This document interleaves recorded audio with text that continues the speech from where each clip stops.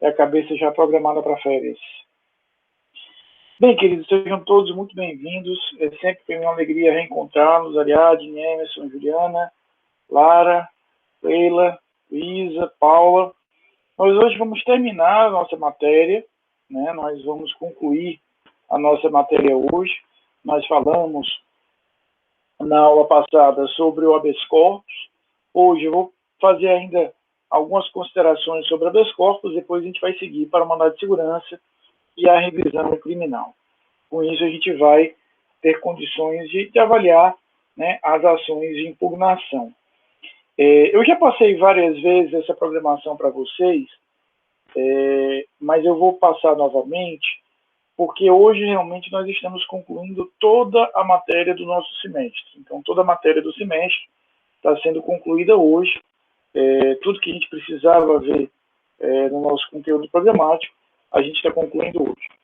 Na quinta-feira, Marília, Paula, Lara, Ariadne, eu vou fazer, Luiz, uma aula para tirar as dúvidas da matéria da prova, né? Lembrando que a matéria da prova são decisões, nulidades e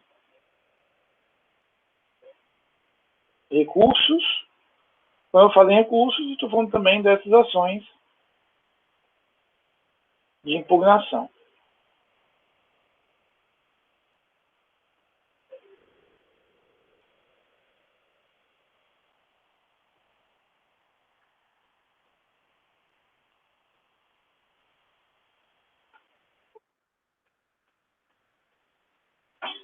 Então, nossa aula de quinta-feira é dedicada a fazer essa revisão para a prova, vendo aí esses pontos que são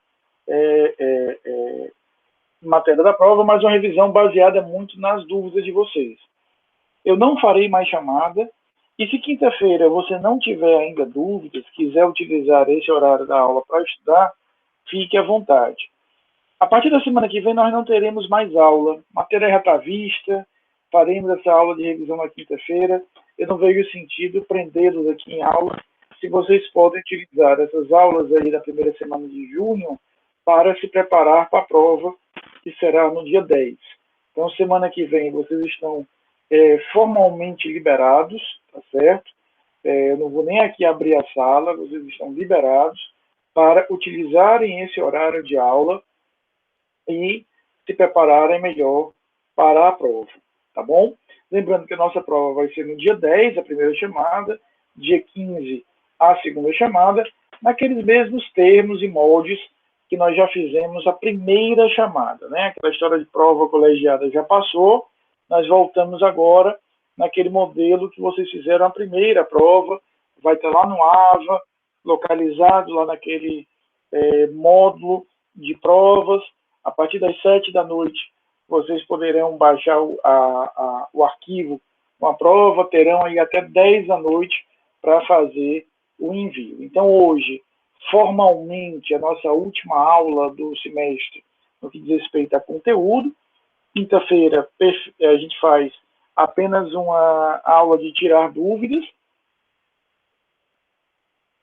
nada além disso, e depois nós vamos liberar vocês para estudar. Então, a partir da semana que vem, nem precisa entrar aqui na sala, usa esse horário aí, que seria o horário da aula, para estudar para a prova, para que a gente chegue na prova bem preparados. Claro que durante esse período, até a prova, vocês entendam alguma dúvida, me mandem lá pelo WhatsApp, me mandem por torpedo do Unifoline, que a coisa vai fluindo. Estamos conversados, está claro isso, beleza? Sobre habeas corpus, eu queria ver com vocês dois aspectos, Kleber, que a gente não alcançou ver na aula passada, mas que são importantes. O primeiro deles é que o Supremo Tribunal Federal, a partir de 2012, ele passou a indicar o seguinte: a partir de 2012, o STF passa a dizer que a substituição pelo habeas corpus de um recurso só deve ser permitida em casos muito extremos. Explicando isso melhor, Ariadne, até 2012 era muito comum, mas muito comum, era muito do cotidiano, era muito do dia a dia, que a defesa deixasse de apresentar recursos, recurso de sentido estrito, recurso de apelação, agravos de execução, e os substituísse por habeas corpus. Então, na prática, Emerson, a defesa dizia o seguinte: não vou apresentar um agravo de execução, vou apresentar uma petição de habeas corpus. Na prática, Laiana não apresentava ali um recurso em sentido estrito, apresentava um habeas corpus. Em 2012, o STF dá uma espécie, Luísa, de freio de arrumação, né, nisso, em que ele vai dizer o seguinte: olha, é possível substituir um recurso por um habeas corpus, mas apenas em situações muito extremas, Darlene, onde eu perceba, né, que efetivamente não é possível, pela tramitação regular do recurso, resolver aquele problema. Então, olha o que o Supremo passou a dizer em 2012. Parte, você até pode deixar de apresentar um recurso para apresentar um habeas corpus. Porém, em situações muito extremas, Ariadne, onde eu perceba que não há como efetivamente resolver aquela ilegalidade com a tramitação regular que eu tenho de um recurso.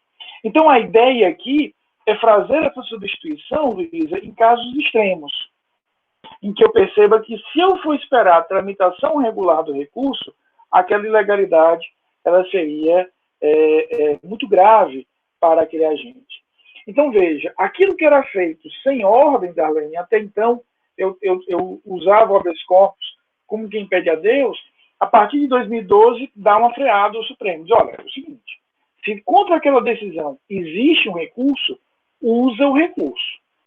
Eu só vou admitir que você substitua esse recurso por um habeas corpus se e somente se eu perceber que, pela tramitação normal, regular daquele recurso, não seria possível atingir o objetivo que ele tinha. Chegou a existir, por exemplo, em 2010, 2011, Matheus, se você pegasse as estatísticas do STJ, do STF, chegou a um ponto, e no próprio Tribunal de Justiça do Ceará também, que metade de tudo que entrava ali era habeas corpus. Imagina, Luísa, metade do que entra no Tribunal de Justiça, do STJ, do STF, era um habeas corpus. Tamanho uso indiscriminado que esse instituto acabou tendo.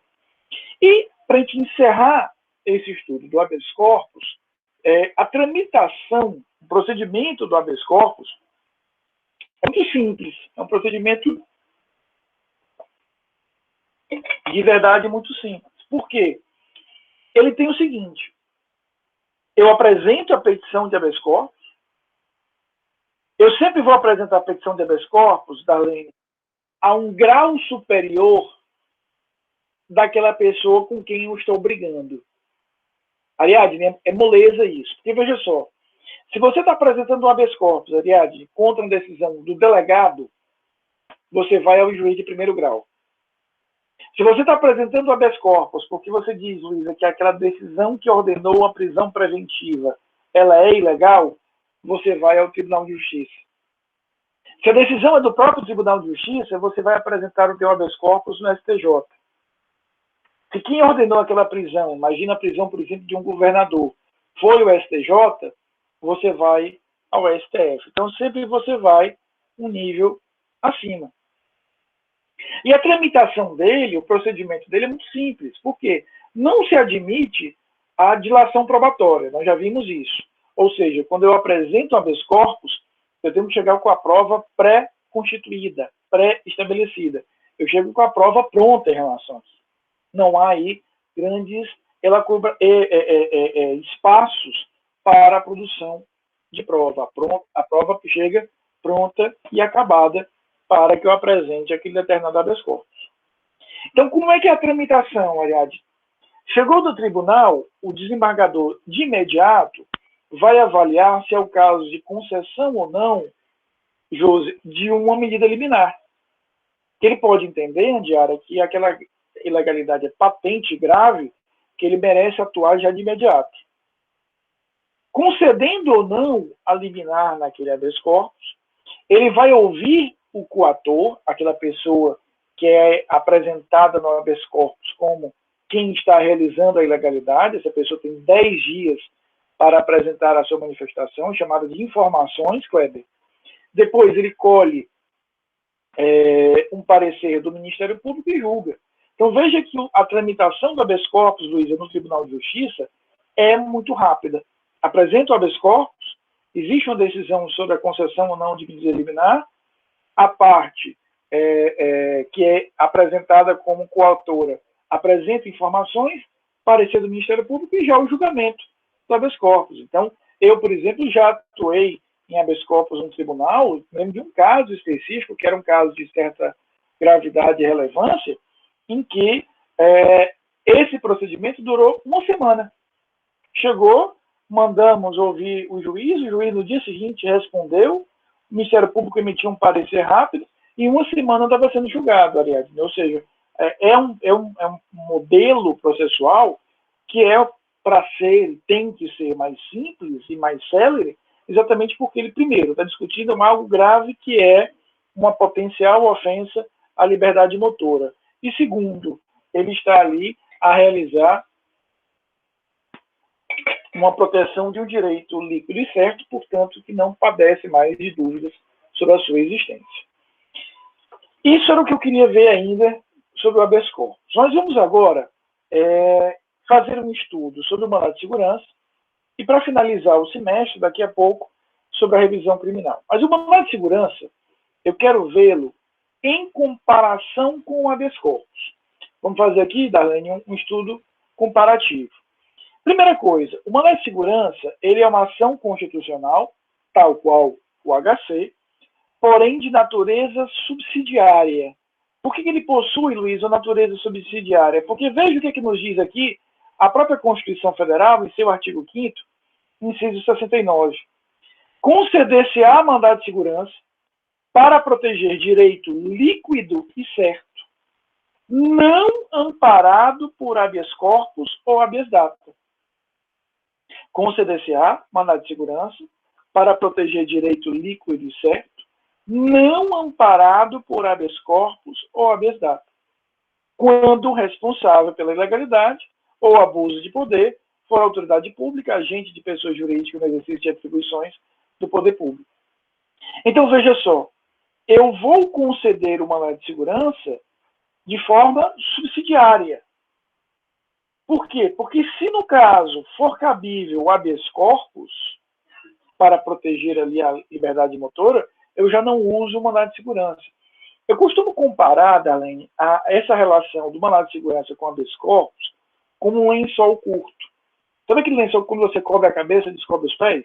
Ou seja, quanto mais você, naquele modelo de processo, no nosso caso, o processo penal, usa o habeas corpus, menos eu vou usar o mandado de segurança.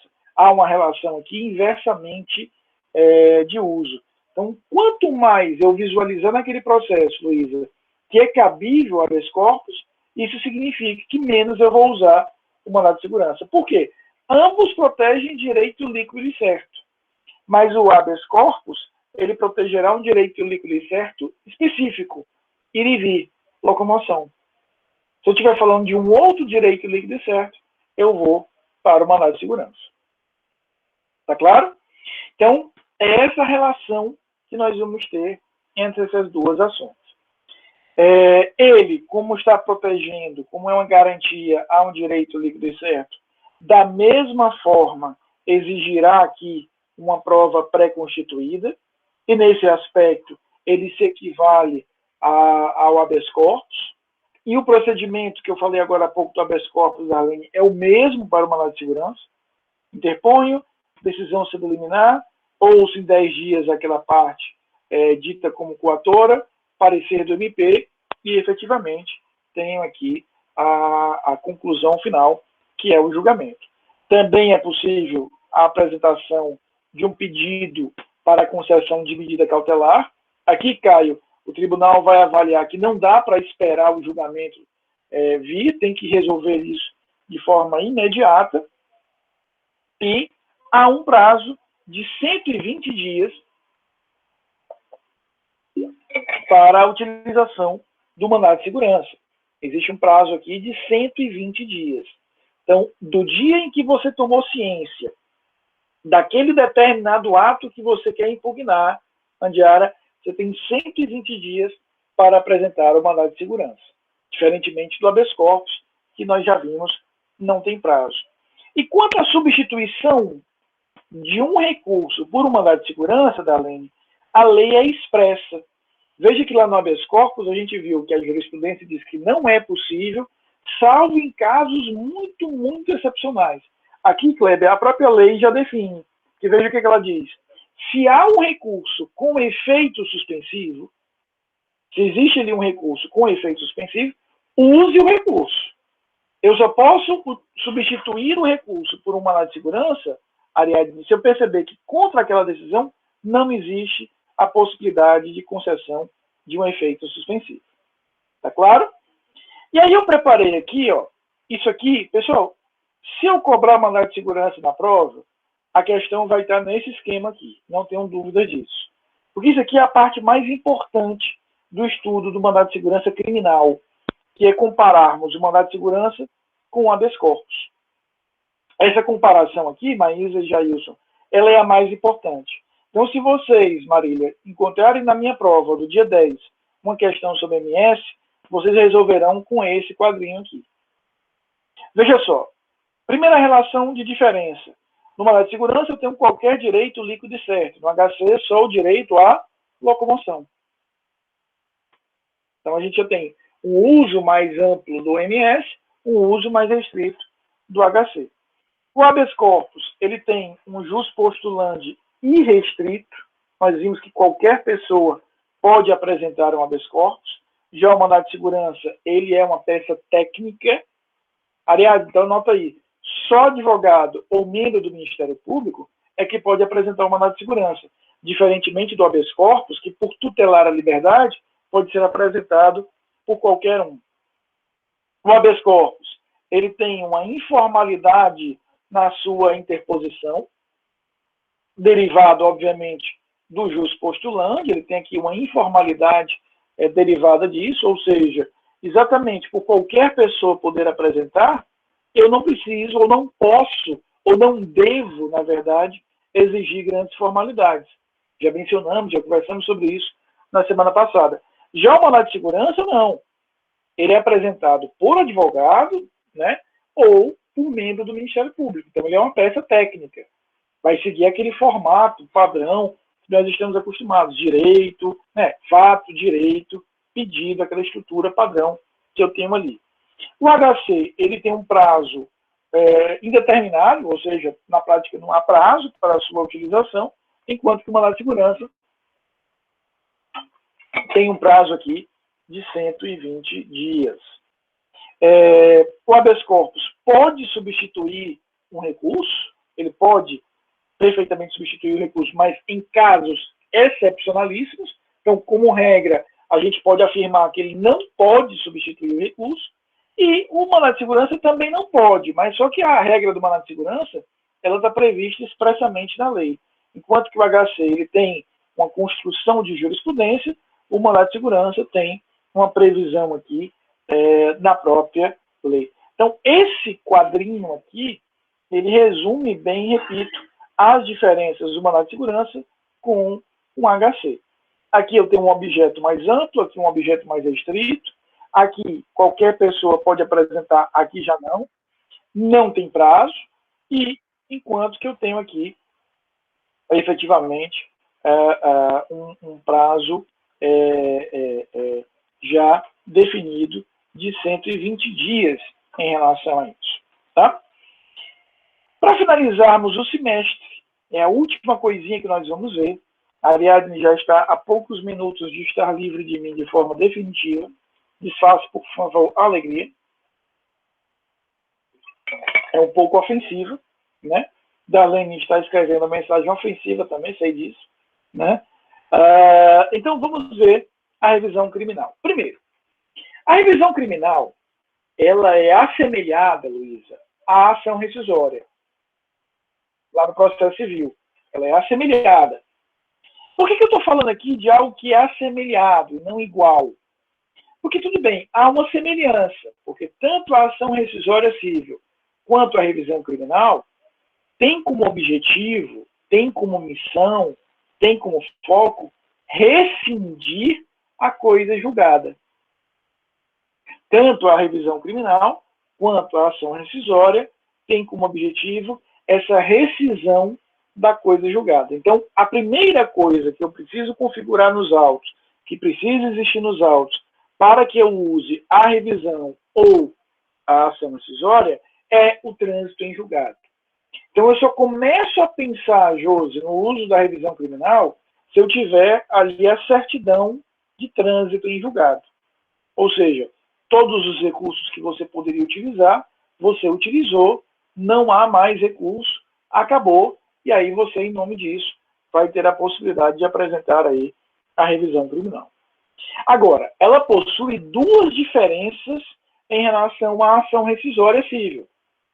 Primeira diferença, ela não possui prazo. Enquanto que a ação rescisória, vocês sabem, possui um prazo de 2 anos. Então, lá no processo civil, na hora que transita em julgado, você tem 2 anos para apresentar a ação rescisória. Processo penal, isso não existe. Processo penal, não há prazo. Veja só, Ariadne, o alcance disso. Pode apresentar uma revisão criminal o sucessor do condenado morto. Você imagina que o condenado cumpriu a pena, Cléber, terminou de cumprir a pena, morreu, um dos seus sucessores legais poderá apresentar a revisão criminal. Por quê? Não apenas porque há aqui uma relevância moral e social, né, Darlene? Vamos dizer, eu quero limpar o nome, a imagem, né, a honra daquela pessoa, como há um efeito prático. Veja, a ocorrência de um crime, a condenação criminal, produz como um dos efeitos a obrigação de reparar o dano. Essa obrigação de reparar o dano, que tem reflexo econômico, ela é transmitida ao espólio. Então, se aquele agente é sucessor daquele condenado morto, se ele, aspas, apaga aquela condenação, se ele rescinde aquela condenação, ele vai ter uma vantagem pecuniária. Qual é, Darlene? Ele vai ter a abolição, ou eu vou deletar a obrigação de reparar o dano. Então, isso tem um impacto no eventual processo sucessório. Em português, em grana.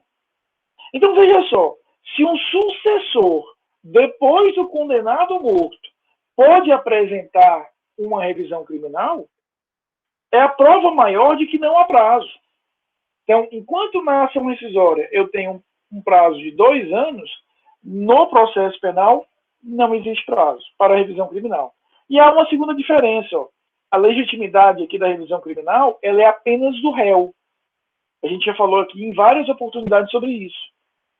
Enquanto que na ação rescisória, qualquer das partes pode apresentar a rescisória, no processo penal, apenas o réu poderá apresentar. Né? Só ele vai ter a possibilidade de apresentar essa revisão. Ninguém mais. Tá?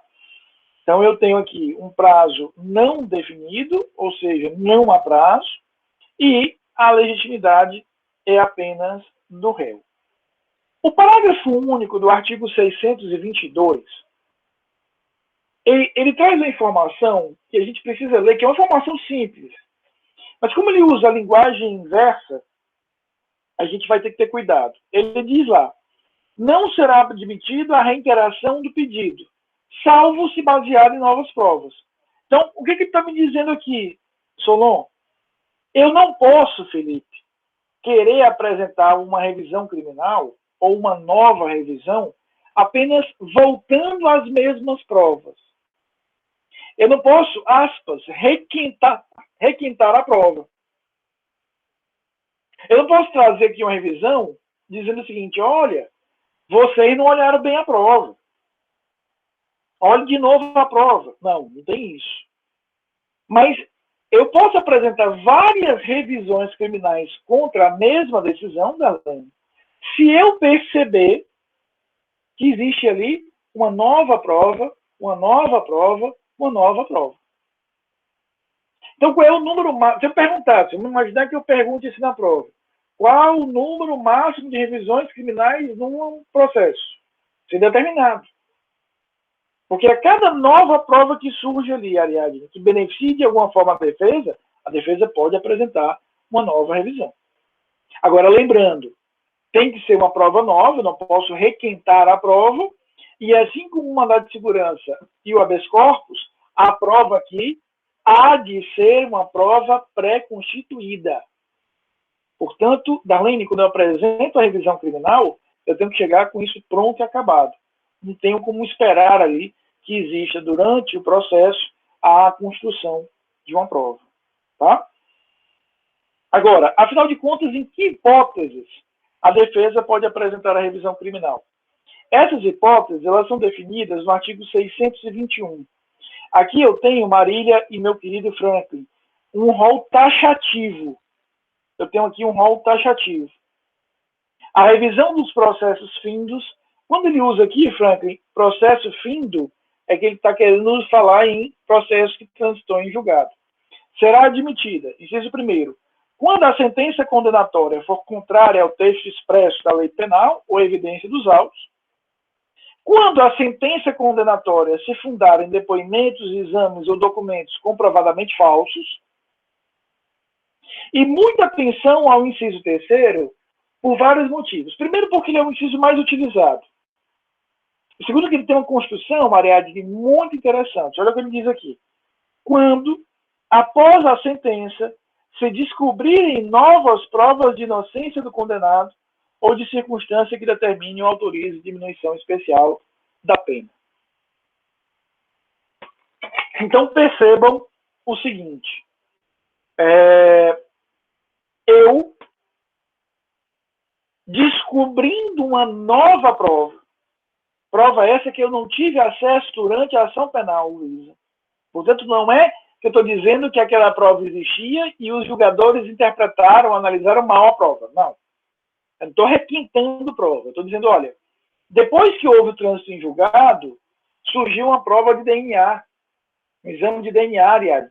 Ou surgiram duas testemunhas que provam que eu não fui o autor do fato.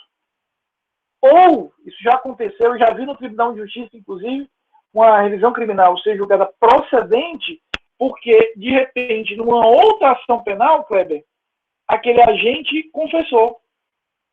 Ou seja, o cara confessa com toda a riqueza de detalhes que teria sido ele.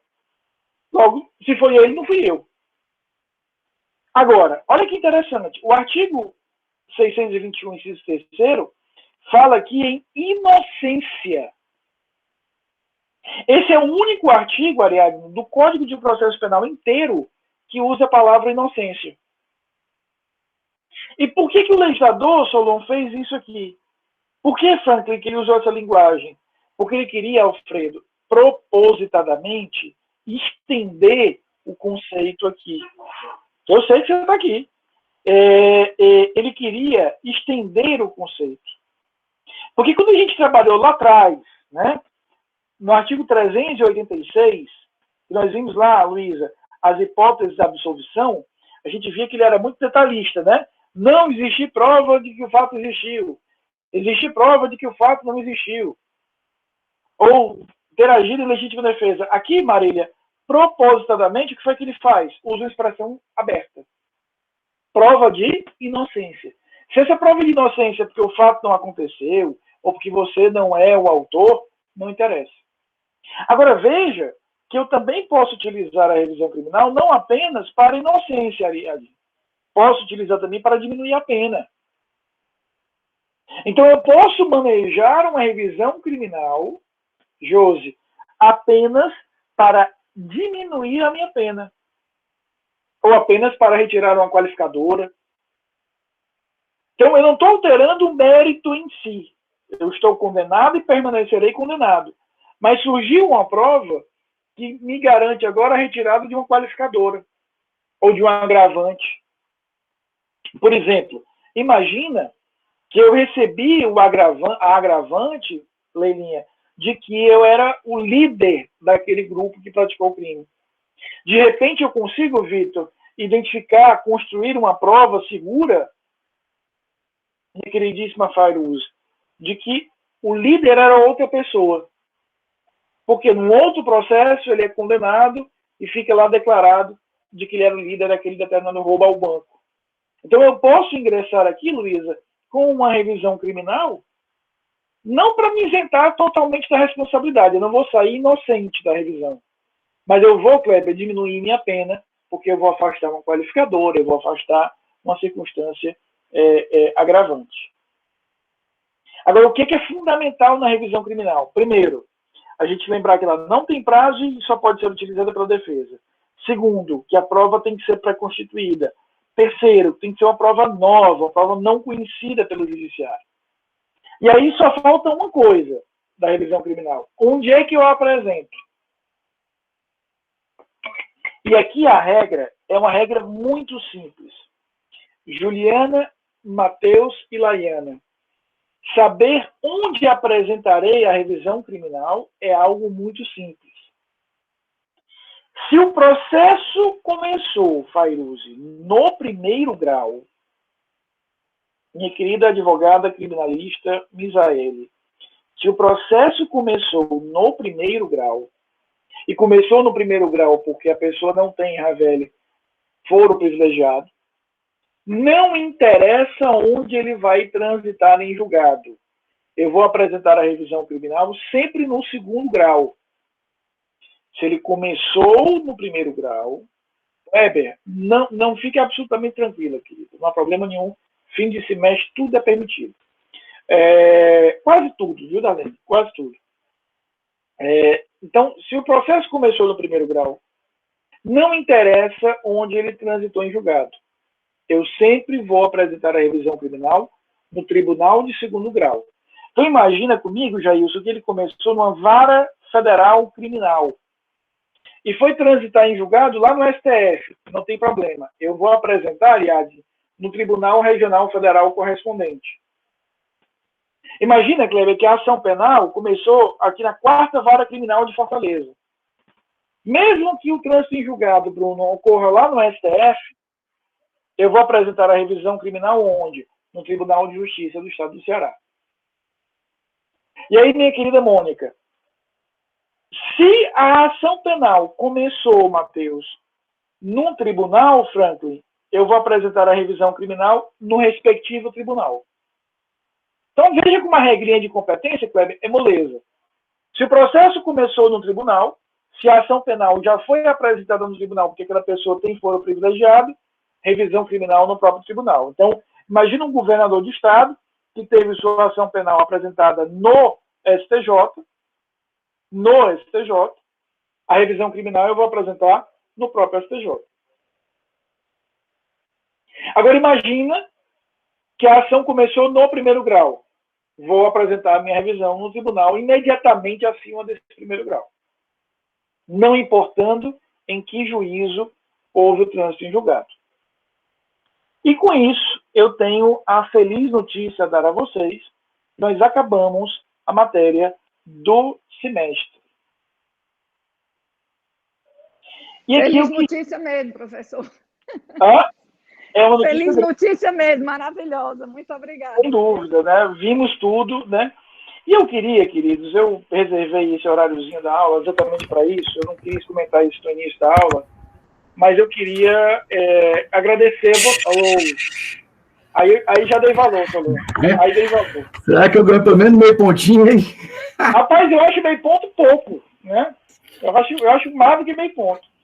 Meninos, eu queria, agora que a gente já terminou a matéria do semestre, eu queria muito sinceramente, muito de coração, agradecer a vocês, né? Assim, eu queria de forma muito sincera agradecer a todos vocês. Foi um semestre longo, eu tenho consciência de que as aulas remotas são desafiadoras, né? Estava dizendo para minha esposa como eu sinto falta da sala de aula mesmo, né, da gente se encontrar, da gente se ver, né, é outra dinâmica de aula. Tento fazer de tudo para que a nossa aula seja menos chata do que normalmente já é, né? Eu sei que tem colegas, e eu invejo profundamente, Paulinha, tem colegas até mais novos, que usa aquelas coisas pirotécnicas, não sei o que, e vem em jogos, né, em gincana, né? Eu acho extraordinário. Né? Porque falta carisma, é porque falta carisma. Cara, eu sou old fashion, então não dá. Então assim... Não ia, senão trava a aula. Não dá não. Rapaz, você tem que saber, é igual contar piada. Solon, quando eu comecei a 20 anos atrás da estante. Eu tinha mania diária de querer contar piada. E eu contando piada, eu sou um desastre. Eu, quando conto piada, a pessoa fica parada assim, e aí ele terminou, né? E aí desisti, que era um constrangedor para todo mundo. Então você tem que saber os seus limites. Então, queridos, eu queria deixar aqui minha gratidão absoluta a vocês. Foram 4 meses de aula, 4 meses de aula remota, né? Todos nós aqui com as nossas dificuldades, confinados em casa, muitos de nós tiveram problemas de enfermidade, até problemas graves, de perdas na família, né? Mas nós seguimos juntos, que a gente está chegando na última aula, em que eu já não faço chamada a algumas aulas, eu tenho 34 de vocês em sala de aula. Então, assim, eu queria expressar minha gratidão, pedir desculpas por alguma coisa, repito, sei das limitações das aulas remotas, sei que às vezes falta uma ou outra coisa, mas tentei aqui, pelo menos passar da melhor forma o nosso conteúdo. É muito bom vê-los, claro que eu gostaria muito de vê-los, né, de forma presencial, sobretudo aqueles que já foram meus alunos, sabem o quanto é diferente a nossa aula da Leninha, Solon, né, Luísa, Kleber, é outra dinâmica, mas enfim, eu acho que a gente tem que fazer o que a gente faz, que é seguir em frente. Eu sempre lembro as minhas turmas, porque eu sempre lembro a mim mesmo. Imagina, aliás, se a gente tivesse parado lá em março do ano passado, tivesse dito, não, vamos parar e esperar isso aqui passar e a gente volta, né? Quer dizer, a gente teria perdido aí 3 semestres, se não 4. As coisas estão melhorando, né, Josi? Nos vacinamos, né? Sexta-feira, né?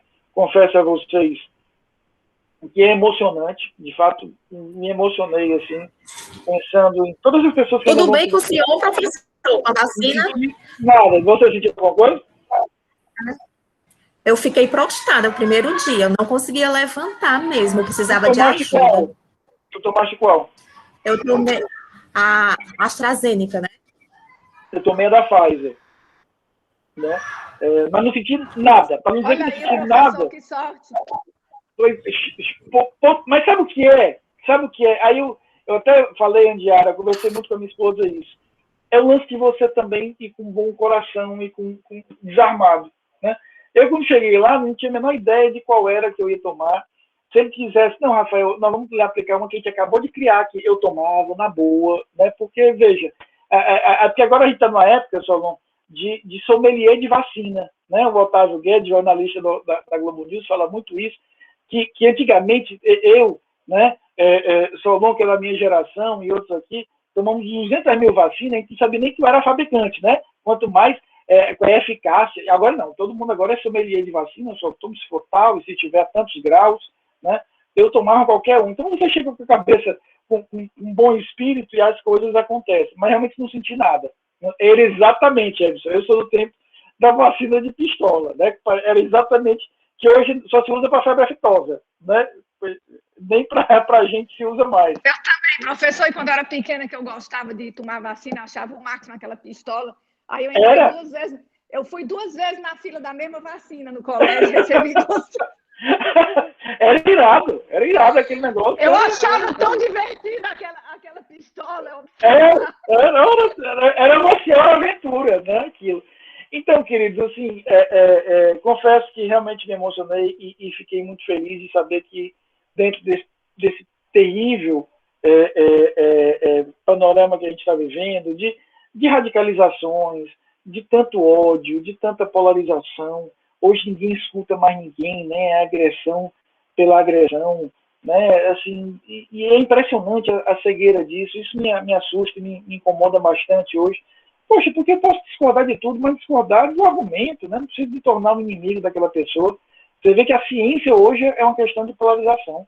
Tem gente que não acredita em vacina. Como é que você chegou até aqui, macho, se você não tivesse uma vacina? Né? As coisas... porque na Idade Média, era não sei o que, na Idade Média a expectativa de vida era 30 anos. Porque não tinha vacina. Né? Agora, hoje, todo mundo é sommelier de vacina, não acredita. Não, isso aqui são tantos % de eficácia. Quando, na verdade, qualquer vacina é boa, porque o que interessa é o todo. Enquanto todo mundo estiver vacinado, não adianta uma vacina ter tantos % ou X%. Então, é importante que a gente acredite. Eu queria trazer essa questão da vacina. Por que eu estou trazendo isso? Para que a gente termine esse mês com um pouco de esperança de que as coisas vão melhorar. Quer dizer, a gente terminou o semestre passado sem nenhuma expectativa grande da vacina, e agora a gente já tem aí muitos de nós já sendo vacinados, e a tendência é de que no segundo semestre, se Deus quiser, isso se intensifique. Então, queridos, eu tenho consciência do desafio que é acompanhar uma faculdade já ia dizer, Solon, em teleaula, que é o novo, né? Em aulas remotas, né? Mas vocês foram uma turma exemplar, né? Exemplar em todos os sentidos, de ter, Emerson, uma aula de horário AB de noite, a gente já chega cansado, com tantas coisas na cabeça, né? Tanta gente com tantas outras obrigações, mas a gente seguir em frente, eu não teria conseguido sem vocês. Então, assim, deixo o meu coração aqui muito feliz de agradecê-los por termos juntos conseguido isso, com brincadeira, tornar a aula um pouquinho mais leve, mas com a seriedade que a nossa matéria exige. Vocês todos foram muito bem, né? Muito bem é ótimo, né? Muito bem na prova, em ambas as provas. Tenho certeza que a terceira aqui vai ser melhor ainda.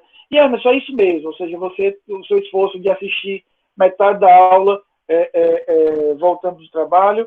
Eu espero que você tenha a decência de pelo menos usar um fone de ouvido para a sua esposa não ter que aguentar uma aula tão chata, né? Aí é maldade com a pobrezinha, né? A Tice, que eu tenho o maior respeito do mundo, que eu sei o duro que a Tice dá, né? E me sensibilizei, Tice, com aquela fotinha que você mandou para a gente na última aula. Você estava voltando ali, estava esperando o ônibus, ou seja, eu respeito muito esse esforço individual que cada um de vocês teve, né? E tentei aqui transmitir da melhor forma possível o nosso conteúdo em respeito a vocês. Tem dia que a gente está chateado, tem dia que a gente está preocupado, mas é importante que a gente acredite que as coisas vão melhorar, e quando a gente tem uma boa energia, as coisas melhoram. Então, assim, queria a cada um, literalmente a cada um, fico feliz de vê-los aqui, alguns, deixar o meu muito obrigado. Quinta-feira, venham se vocês tiverem dúvidas, se não tiverem, estejam livres. Semana que vem não vou mais nem abrir a sala. Por quê? Porque a gente também tem que ter o nosso respeito do nosso tempo. Vimos a matéria, vimos bem, né? Não há nenhum ato de responsabilidade. Eu permiti que vocês, por exemplo, na semana que vem, usem esse espaço. Eu sei das obrigações de cada um. Eu sei que vai ser melhor para o Emerson chegar em casa e ter esse tempo para estudar, Solon que tem as aulas dele. O bichinho da Tice vai voltar com um pouco mais de tranquilidade para casa, porque sabe que não tem aquela obrigação da aula, mas pode usar aquele horário para estudar, né? A Andiara, que passou por tantos desafios esse semestre, foi tão desafiador, me emociona saber que você está aí, né? Porque você tinha 500 mil motivos para dizer, não, deu, não dá, e continua aqui. Então, obrigado. Verdade, professor. Vocês, a gente que agradece também, viu? Boa noite aqui, boa noite. Boa noite aqui, turma. Eu assisti muitas aulas, viu, Rafael? Acho que é capaz de ser só aluno lá, viu? Se Deus quiser, por mim, pelo menos, enquanto a universidade não me mandar embora, eu estarei lá esperando, né? Vai ser uma alegria grande. O Emerson é nosso colega também, professor. Emerson trabalhou comigo no Cristas, foi meu coordenador. É luta, o dia todo dando aula, e quando a gente termina a aula, pega o menino, ele vai pegar a mulher e a gente volta para a teleaula, né? E a pessoa e você e outros aqui sabem bem que o negócio de dar aula, se você não gostar, não é muito, não rola, não dá, né? Porque são muitas habilidades, é você coordenar a ideia, é você gerenciar a gente, é você apresentar um tema que a pessoa não está querendo, são muitas habilidades diferentes que nós, professores, temos que ter. Eu sou muito orgulhoso da minha profissão, de fato, sou muito orgulhoso mesmo. Mas quem quiser falar, pode falar, que eu já falei demais. Vamos lá, né, professor, pessoal? Agradecer. Ei, já, Eu vou logo começar aqui, que eu sou falante. Eu agradeço o semestre maravilhoso, apesar de todas as dificuldades que a gente teve pessoais, em casa, com todos os afazeres, mas e com esse horário, que realmente eu fiquei com medo quando coloquei a disciplina, mas foi uma disciplina muito leve. Felizmente, assim, muito, muito fácil. Graças aí ao professor. Ensina muito bem. Graças Muito a obrigado nós. por tudo, Graças professor. a nós. Aquele silêncio constrangedor de alguém querendo falar e sem falar, né? Não, próximo semestre, vamos lá assistir a aula presencial do Rafael. Inclusive, abriu não sei se é uma choperia, um negócio de um churrascaria ali perto do Rafael, ali, onde tinha fechado, ali perto da pracinha do OAB. Já topei, já. Abriu um negocinho ali. Mas tá aí, não tenha dúvida, quando liberar tudo que a gente voltar, a vida normal, nós vamos marcar isso. Porque eu não vou nem desativar nosso grupo de WhatsApp. Porque ali tá na circunferência ali da casa do Rafael, aí eu acho que ele pode ir até lá rapidinho. Tá liberado. Né? É porque tem um monitoramento eletrônico, tá dentro do perímetro. Pois é, tá dentro do perímetro. Mas, Rafael, muito obrigado, professor. Assim, é uma segurança muito grande que o senhor traz para a gente, porque não é fácil, né? Assim, essas aulas online. A dinâmica do domicílio não é a dinâmica do trabalho, né? Então, assim, em casa aparecem mil coisas. Assim, a gente tenta tirar o melhor, né, da crise, né? Então, assim, pude ficar com meu filho nesses primeiros meses, ele nasceu em setembro do ano passado, então a gente pôde ficar com ele, mas, assim, a dinâmica da casa é bem diferente da dinâmica da universidade. Na universidade tem aquela conversa do corredor, tem aquela troca de ideia, de fato a gente aprende muito mais, pelo menos eu acho que a gente rende mais discutindo ali no intervalo, tomando um cafezinho e aprendendo, lanchando ali, né? Então, assim, eu sou dessa velha guarda aí da sala de aula e tal. Eu acho que essa questão da EAD veio para ficar, né? As aulas vêm para ficar. Então, a gente tem visto muitas escolas e universidades aí já colocando aí, né, muitas disciplinas onde não existiam onde antes não existiam. Mas eu acho que o espaço do bom professor, né, do carisma, que o professor ele é uma figura carismática, né? Então, assim, tem que ser. Então, acho que isso é insubstituível, né? Então, Rafael, eu ficava muito tranquilo, né? Quando, assim, vinham as provas e vinham as dificuldades, não, mas é o Rafael, então a gente está tranquilo aqui, ninguém está solto aqui, não, ninguém está perdido aqui no mato sem cachorro, não, né? Porque acontece, nem todo mundo nasceu para lecionar. Segundo Kant, no texto sobre a pedagogia, é a tarefa mais difícil que o ser humano pode se propor é formar, né? Então, assim, é muito difícil. O Rafael tem outra, podia viver muito bem sem a sala de aula, né? Mas ele foi picado, já nasceu professor, talvez. Eu não sei que meu pai foi professor. Meu pai é coronel do Exército, mas foi professor do Exército muitos anos, né? Então, assim. Então, já nasce professor.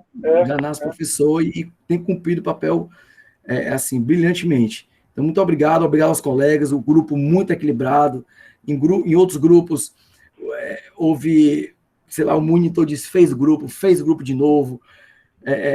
Teve grupos que eu nem entrei na disciplina, fiquei meio perdido e foi uma luta, né? E me perguntava, meu Deus do céu, para que eu fiz essas disciplinas esse semestre? Para que eu fiz isso com o menino no colo e tudo, e dando aula? Enfim, as coisas, educação, o carro a gente vai trocando pneu com o carro em movimento. Então, deu tudo certo, porque assim, uma turma bem madura, né? Uma turma que se ajuda, e a gente tem um comandante aí, o treinador, sempre quebra em cima do técnico. Pau no técnico. Então, o técnico não adianta ter um bocado de atacantes, o técnico não condiz, né? Então, é o técnico, parabéns, Rafael. Rapaz, mas aí Solon, eu fico muito feliz. E para se tivermos. Se Deus quiser, a gente se vê de novo, nem que seja na orientação de monografia. Eu vou lá na sala, dar uma pentelhada, né? E vamos lá. Vai ser sempre uma alegria. Não, e eu fico muito feliz, muito emocionado com as suas palavras, porque eu confesso que desde que nós entramos nesse regime remoto, em março do ano passado, né? Exagerando um pouquinho aí, já 1 ano e meio, a minha maior preocupação era realmente não deixá-lo solto, assim. Eu tinha muita preocupação na hora que a gente saísse da sala de aula, pronto, a gente se perdia nisso, mas, assim, eu liguei o turbo da empatia porque a parte técnica ela é fácil, cara. A parte técnica, você lê ali e tal, não sei o quê, pega umas videoaulas, mas esse amálgama de uma turma, que cada turma tem a sua personalidade, ele só é possível se você tiver realmente essa empatia e que esses tempos exigem mais ainda. Né? Eu sou muito influenciado, muito, absurdamente influenciado por meu pai, e meu pai, eu sempre escutei meu pai dizer que existem dois tipos de comandante. Né? O comandante que é temido, né? Aquele comandante que as pessoas fazem porque tem medo dele, e o comandante que é respeitado, que as pessoas cumprem as ordens porque respeitam e sabem que ele tem a legitimidade para mandar. Isso me influencia até hoje. Eu não os vejo nem de longe, nem poderia, seria uma loucura da minha parte, vê-los como comandados, mas vejo como alguém que tem alguma posição de liderança e que sempre busca esse respeito. Eu nunca quis ser um professor temido, não acho que funcione, incorporei isso muito do meu pai. Até hoje tenho orgulho, às vezes meu pai já está na reserva, há muitos anos no exército, quando eu vou a alguns eventos militares com ele e vejo ex-soldados, ex-oficiais que foram comandados dele, que ainda eu falo com todo respeito, quer dizer, eu vejo que o coronel velho acertou e é o que eu tento acertar aqui. Então, assim, as suas palavras me emocionam por isso, porque era meu grande objetivo do semestre. Ensinar processo penal era o objetivo, mas não era o maior. O maior era conseguir chegar aqui e tê-los ainda atentos e dedicados e superando essas dificuldades. Kleber, pode falar, querido, fica muito à vontade. Professor, também gostaria de me somar aqui ao Solon, né, e agradecer realmente aí pelo semestre que nós tivemos, né, eu já conheci o professor de outra disciplina, né, na disciplina de penal, né, e realmente, assim, as palavras que os colegas falaram e que o senhor também colocou, é a verdade, né, então, nós temos uma aula de processo penal aqui no telepresencial que tem sido desafiador desde o começo, mas eu acho, assim, que à medida que o tempo passa, né, tem se tornado até um pouco mais difícil para a gente, ninguém aguenta mais, né, vamos dizer assim, tá nesse modelo, né, de ensino, mas, por incrível que pareça, Rafael, a tua aula, assim, ela é aquela aula que distensiona na semana, sabe?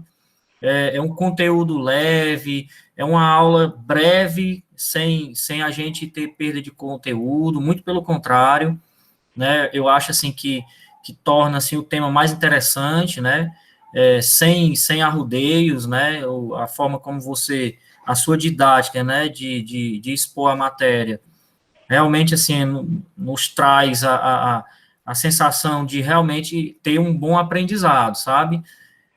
Então, a gente fica muito feliz em ter a oportunidade de ter feito novamente a disciplina contigo. Não sei se a gente ainda vai se encontrar por aí, mas certamente, se você estiver lá, eu vou fazer um esforço de encaixar a disciplina no teu horário. Então, assim, muito obrigado mesmo, né? Tomara que a gente consiga retornar o quanto antes aí para a gente conversar aí nos corredores e lá que o sol não falou, para a gente tomar uma. Vamos sim. E essa foi uma preocupação, Kleber. Obrigado pelas suas palavras, fico muito feliz. E realmente, eu desde que comecei esse regime remoto, eu vi que não adiantava, como a gente fazia no presencial, esticar a aula aí 1h30, 1h40, não há quem aguente, né? E aí pensei muito, disse, não, corro o risco de ouvidoria, corro, mas vou arriscar aqui, quer dizer, acho que uma hora, 1h15 de aula, como nós temos aqui, focada, tal, ela produz e rende mais do que a gente passasse aqui 1h30, né? Eu não sei se, acho que o tempo, nesse aspecto, ele é diferente, até porque a aula remota tem menos interação, menos pergunta do que a aula presencial, tem uma dinâmica diferente, né? Darlene agora quer falar, pode falar, Darlene. Vou falar, tenha calma. Eu sei. Eu sei que tu vai ficar com saudade de Nárnia. Diz logo. Não tem dúvida disso. Se revela logo. Deixa esse teu temor dessa saudade. Nunca neguei. Eu acho que, assim, concordar com todo mundo, a gente concorda. Eu acho que não precisa ficar... me desculpa por isso, me desculpa por aquilo, porque nesse momento a gente só permite brincar quem gosta, que brinque, quem gosta e tem respeito pela pessoa. Em todos os momentos, as brincadeiras que a gente sempre tira na aula, elas são muito verdadeiras, no sentido de que a gente só permite brincar com quem a gente gosta. E o inverso, a recíproca, é sempre verdadeira. se a gente não gostasse, se a gente não... A gente, que eu digo assim, eu me coloco na situação, mas eu acho que todo mundo aqui, que só tira brincadeira com todo mundo, né? Senhor é muito velho, não vou chamar de senhor, não. Você brinca com todo mundo, tira onda com todo mundo, e o que o Kleber disse, a gente conversou recentemente sobre isso. É mais contigo, Darlene, viu? Ele brinca. Mulher, porque ele pega no meu pé, Luiz. E é porque ela não está com a fiel escudeira dela, aí já tinha sido pior. Olha, se a Brisa estivesse nessa aula, não existia aula, gente. Era Luísa, eu professor universitário, já velho, sem cabelo, tive que separar as duas numa aula. Eu vou contar por que é que ele faz. Não, aquele coordenador de turma, quinta série primária, que entra, você sente ali, você sente ali, eu tive que separar as duas numa aula. Presta atenção. Teve uma disciplina de penal que a gente fez junto, e aí eu ia colocar o nome da Brígida num trabalho escondido, sem ela estar na sala. Que eu nasci ontem, inclusive. Eu nunca tinha dado aula na minha vida, primeira vez que eu tinha dado aula. Entreguei o trabalho com o nome da Brígida e fui embora, né? O meu da Brígida, todo mundo foi embora. Lá vem a Brígida, passou por mim, lá vem a Brígida, correu para a sala e se entregou. Aí pronto, gente. Ele pegou a gente na mentira. Foi. Aí desde esse dia que eu virei a meliante. Aí são palavras suas, né? Virei a meliante da turma. E a Brisa foi lá fazer o trabalho de novo, eu passei por mentirosa, gente. Foi. E eu com 2 trabalhos da Brisa, com a letra diferente, né?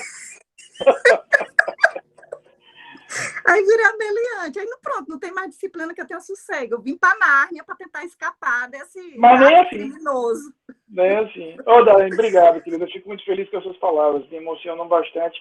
E nada melhor para um professor do que, sobretudo numa universidade como a nossa, que é tão grande, são tantos professores, vocês escolherem fazer comigo, e mais ainda nesse período. Eu fico muito feliz mesmo. Emerson, pode falar depois, Fairuz.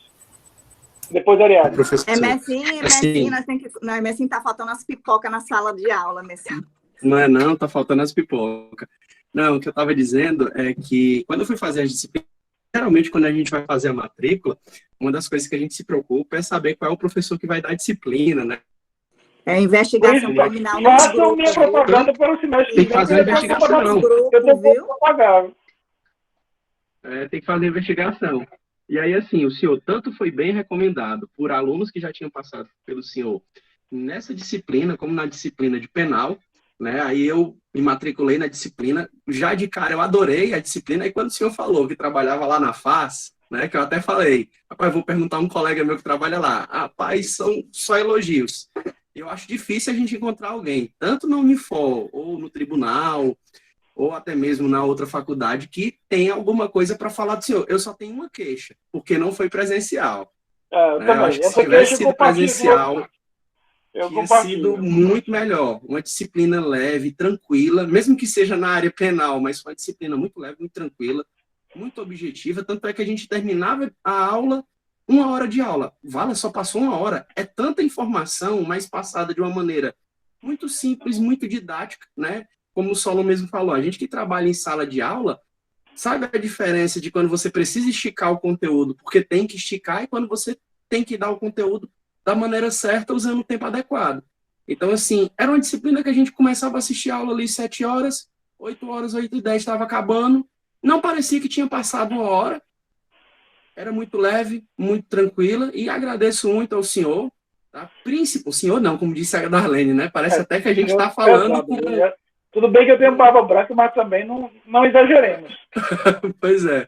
Assim, tenho muito a agradecer pelo apoio que o senhor me deu, pelo que eu acabei passando, né? As perdas aí de pandemia, né? E graças a Deus deu para voltar aos trilhos para terminar o semestre. Graças a Deus. Terminar bem, se Deus quiser. E agradecer que a galera da turma também, uma turma que entrava na brincadeira quando tinha que entrar, saía da brincadeira na hora que precisava sair, um grupo muito saudável, muito saudável. Com exceção da Darlene, né, que mas aí toda regra tem exceção. Toda regra tem que ter exceção, afinal de contas. Mas assim, gente, alguém me só salva, tenho elogios, viu? Só tenho elogios, professor, tanto ao senhor como alguém disse que eu sou legal. Darlene, você fez colaboração premiada. A Brígida fez até colaboração premiada. É muito legal de você, viu? Darlene, eu também gosto de você. Fairuze, Olha, pode falar. eu Professor. vou falar da Arlene, viu? O armário dela está super organizado. Olha aí, gente. Tá. Ela passou a semana organizando para ligar a câmera hoje. Eu assisti vídeos desse povo que organiza nas internet, minha gente. Agora eu sou organizer. Professor, quem Diga, me indicou o Fairuze. senhor foi o Agapito. Meu querido amigo Agapito. Eu estava com ele, aí ele disse, Fairuze, eu não vou conseguir dar essa aula moderna, então eu vou indicar um professor para você, eu quero que você assista às aulas E dele. também não vai conseguir dar essa aula moderna, né? Aí, enfim, depois, comecei a assistir suas aulas, aí tô até hoje, né? E eu só tenho a agradecer, fiquei muito feliz de conhecê-lo, de aprender com o senhor.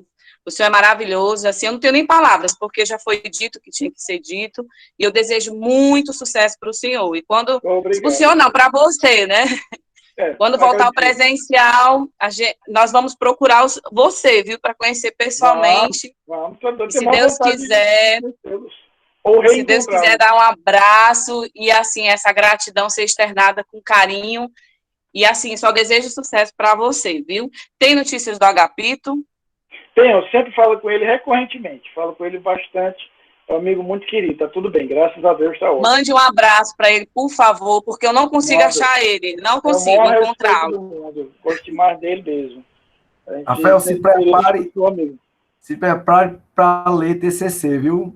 Vai ser convite de banca, vai ser convite para a banca à torta e à direita aí, viu? Tamo junto. Pode ter certeza. Ariadne, depois Maísa. Professor, só para agradecer mesmo, o senhor é um ser extremamente iluminado, muito paciente, eu admiro o senhor desde Penal 3, eu e a Letícia, a gente comentava, ficava lá fofocando, meu Deus, esse professor é muito bom, é muito perfeito, é uma aula dele, não sei o quê. E é isso, professor, realmente a aula do senhor não se torna cansativa, tem aulas que meu Deus, eu não estou aguentando mais, são que horas esse professor não vai terminar, não sei o quê. Mas realmente, como os colegas falaram, a aula do senhor não se torna cansativa, a gente consegue acompanhar, o senhor consegue dar uma aula perfeita e a gente só tem que agradecer. E se eu pudesse, eu faria todas as cadeiras com o senhor. Obrigado, querido. E tem aula mesmo, não sei, eu acho que não fui só eu que passei por isso da minha experiência de aluno, que até hoje sou. Que tem aula que parece que o relógio está ao contrário, né? Que assiste, aí não, já foi meia hora, quando teve 2 minutos, né? Se passar. Né? Maísa, por favor, querida, pode falar, fique à vontade.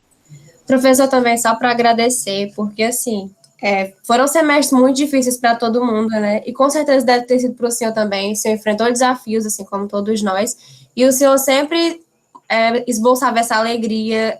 E assim, em momentos tão difíceis, você encontrar alegria assistindo uma aula, assim, é uma coisa surreal, né? E só agradecer, porque na aula do senhor eu pude resgatar conhecimentos antigos também, que eu estava um pouquinho frustrada com o penal devido à cadeira passada, não vou mentir. E conhecer o senhor, assim, e eu só vim parar aqui, porque realmente eu não conhecia o senhor e foi um prazer, e eu espero encontrar lá pela Unifor. Se Deus quiser, querida, Ave Maria, que não espera. Não, e uma coisa que eu até vi uma frase um dia desse, Emerson, no Instagram, foi em alguma dessas redes sociais, que tenha paciência porque ninguém está bem. E é verdade, não tem ninguém bem. Eu não conheço ninguém bem. Eu me lembro do ano passado, Andiara, quando falei com meu pai, no auge daquele... Não, foi esse ano já, nesse segundo lockdown, e falei com meu pai, que é um cara muito centrado, tal, não sei o que. Não, meu filho, realmente está difícil. Assim, tá complicado. Quando você vê uma pessoa que é seu referencial, um cara equilibrado, porque não tem, eu não conheço ninguém que tenha passado por esse processo todo que nós estamos passando, que é tão antinatural em todos os sentidos, e que não tenha passado ou sentido ou tido alguma dificuldade. Então, isso, Rômulo, foi sempre um norte na minha vida, estar sendo como professor, porque eu preciso ter com vocês uma paciência, porque é a paciência que eu quero que vocês tenham comigo também. Então, se a gente não tiver isso, não vai rolar. A coisa não funciona. Então, assim, me emociona muito ouvir essas palavras de vocês. Isso dá um gás, dá uma energia para seguir em frente, né? Saber que eu estou acertando mais do que errando, porque era exatamente o meu objetivo nesse semestre. Assim, que a gente tivesse a seriedade que a gente precisa ter de encarar a disciplina, o conhecimento técnico, mas que essa seriedade não necessariamente precisasse vir com um peso, né? São coisas completamente diferentes. Eu fico feliz, as palavras do Emerson dizia, não terminava ali 1h e 10, e parecia que tinha passado pouco tempo. Isso é muito bom para mim. E estou aqui, repito, estava falando muitas vezes sem nem saber se vocês ainda estavam aí, e saber que eu alcancei esse objetivo me deixa muito feliz, e que a gente possa logo, logo voltar para o normal. Eu me recuso, já falei isso para vocês, me recuso a chamar de novo normal. Para mim, normal é um normal só, não tem novo normal, não. Normal é o normal. Enquanto não chegar lá, não é normal. A gente vai se acostumar, se tiver que passar o tempo que a gente tiver que passar, a gente vai passar, mas não vem com esse papo de novo normal, que pelo menos a mim não me convence. Então, que a gente possa logo, logo estar no normal e se encontrar. Acho que isso mostrou, viu, Solon, você falou uma coisa que todas as instituições de ensino, você, Emerson e outros aqui que vivem como eu nesse ambiente, estão se repensando, EAD, mas também mostrou o outro lado que a presença, a convivência de sala de aula, ela é fundamental, né? Ela não é só o conhecimento técnico que eu vejo uma aula gravada e adquiro. Isso serve em pós-graduações, isso serve em curso de atualização, mas sobretudo na graduação, que está formando profissionais, e na nossa área, que é uma ciência não exata, uma ciência social aplicada, a gente precisa ter esse tipo de convivência, até para aprender outras habilidades, ouvir o diferente, discordar do diferente, de forma respeitosa. O profissional de direito, eu digo muito, o profissional de direito que não consegue discutir apenas o argumento e usa um argumento pessoal, esse cara não tem que estar no direito, não tem outra área, porque o direito é conflito, são ideias diferentes, ideias antagônicas, e a sala de aula, fisicamente, nos ajuda muito em relação a isso, né? Então, assim, fico muito feliz de terminar. Depois de 4 meses, que pareceram 4 anos, né, a gente está aqui ainda com esse espírito tão desarmado, tão feliz. Então, assim, me emociono muito ouvindo cada um de vocês, que a gente possa logo, logo ter todo mundo vacinado, isso tudo ser apenas uma triste lembrança coletiva, para que a gente possa também não deixar de valorizar as pequenas coisas do dia a dia, né? Assim, essas foram as coisas que minha esposa sempre diz isso, e nesse momento eu acabei vendo. São as coisas que eu estou tentando trabalhar na minha cabeça. A gente pensa muito no amanhã, daqui a 5 anos, daqui a 10 anos, não, eu quero ter isso, eu quero ter aquilo, eu quero estar não sei aonde, e às vezes a gente passa ali no dia a dia. Quer dizer, um dos pensamentos que eu tenho na vacina é poder abraçar meus pais de novo, né? Graças a Deus estão bem, então, mas esse lance assim, de uma pequena coisa que a gente nem dava valor antes, ele foi ressignificado, né? Então, assim, que a gente possa, pelo menos, como o senhor não falou, tirar uma lição boa de toda essa época que foi tenebrosa. Eu acho que não tem nada bom nessa época, né? De bom não tem. Foi tragédia, tristeza, muita gente sofrendo muito, né? Tem muita gente sofrendo muito. E é por isso que a gente não pode perder a sensibilidade. Eu me lembro nessas discussões da CPI, e aí um dizia, não, mas eram só 4 milhões de diferença. Cara, uma vacina podia ter salvado uma pessoa, uma vida. E para a família daquela pessoa não é uma, é a pessoa. A gente tem que também ter muito cuidado com esse processo que a gente está vivendo, para a gente não perder essa sensibilidade do individual, do que a felicidade está na pequena coisa, está naquele pequeno momento. Isso é uma coisa que eu tenho tentado trazer para a minha vida, e acho que é importante dividir com vocês, né? A gente tem uma natural, e é natural, isso é uma defesa nossa de tentar relativizar as coisas. Todo dia a gente é bombardeado com 2.000 mortes, 3.000 mortes, 4.000 mortes. Se a gente não banalizar de alguma maneira, a gente pira o cabeção. Tudo bem, mas também a gente não pode banalizar isso de uma forma extrema a ponto de trazer uma insensibilidade, né? Nós tivemos, e isso é um dado que até numa aula do meu pós-doutorado, um professor falou, isso me impactou de uma forma terrível. Os Estados Unidos anunciaram que vão tirar as tropas do Afeganistão esse ano, depois de 20 anos de guerra. Em 20 anos de guerra, eles tiveram aproximadamente 2.500 mortes de soldados americanos, que é o que está tendo por um dia, às vezes mais do que isso, um dia no Brasil. Quer dizer, a gente não pode banalizar esse tipo de coisa. Vamos tentar, como tudo na vida, trazer um equilíbrio. A gente nem pode se deprimir em absoluto, mas também não pode viver num mundo de fantasia, achando que isso não é relevante. É relevantíssimo. É um tempo que muita gente está sofrendo muito. Então, a gente tem que tentar canalizar e gerar a melhor energia possível para tentar equilibrar isso, né?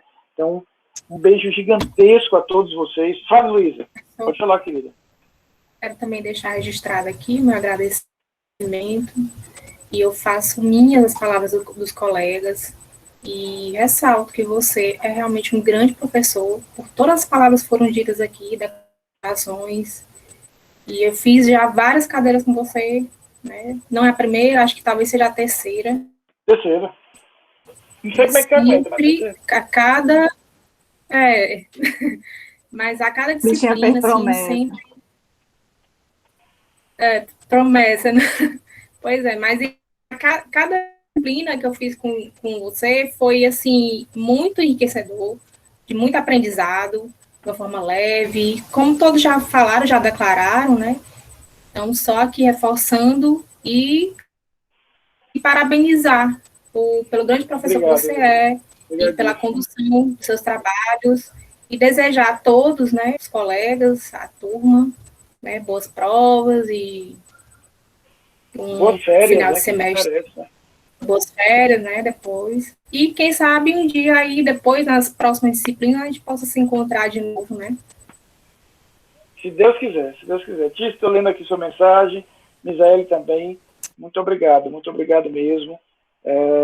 Eu fico muito feliz, repito, e muito emocionado com todas essas palavras de vocês, porque num semestre tão duro a gente consegue terminar ainda unidos, juntos. Veja, somos quase 50 e poucas pessoas nessa disciplina. Eu tenho certeza que nem todo mundo aqui pensa igual. A gente consegue estar junto em nome de um objetivo comum. Então, assim, fico muito feliz. Fique em paz, que a gente consiga juntos superar tudo isso.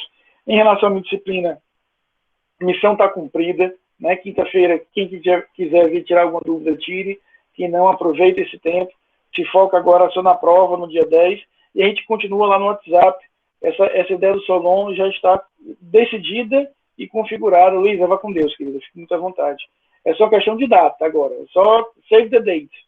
Mas eu quero muito que a gente se encontre, que a gente possa celebrar um dia tudo aquilo que a gente não pôde celebrar fisicamente. Tá bom?